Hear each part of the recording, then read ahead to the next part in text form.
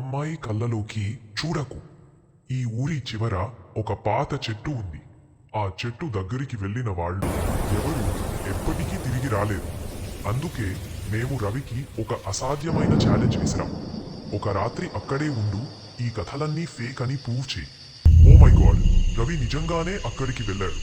ఒంటరిగా, అమావాస్య రాత్రి. నేను లైవ్ ఫీడ్ చూస్తున్నాను. అంతా చిమ్మ చీకటి, చుట్టూ వింత శబ్దాలు. ఒక్క నిమిషం, అక్కడ ఎవరో ఉన్నారు. చెట్టు కింద ఒక అమ్మాయి కదలకుండా కూర్చుంది. రవి, వద్దు, ఆమె దగ్గరికి వెళ్ళకు. అతను ఆమె భుజాన్ని తట్టాడు. ఆమె తలపైకి ఎత్తింది. రవి ఆమె కళ్ళలోకి చూశాడు. తర్వాత అతను వేసిన కేక నా జీవితంలో ఎప్పుడూ వినలేదు. తర్వాత రోజు ఉదయం రవి లేడు. మేము ప్రతిచోట వెతికాం, కానీ అతను అక్షరాల ఆ చీకటిలో కలిసిపోయాడు. ఆ కళ్ళలో అతను ఇంతకీ ఏం చూశాడు మనకు ఎప్పటికీ తెలియదు. అందుకే చెప్తున్నా, ఆమె కనిపిస్తే పారిపోండి, కానీ ఆ అమ్మాయి కళ్ళలోకి మాత్రం అసలు చూడకండి.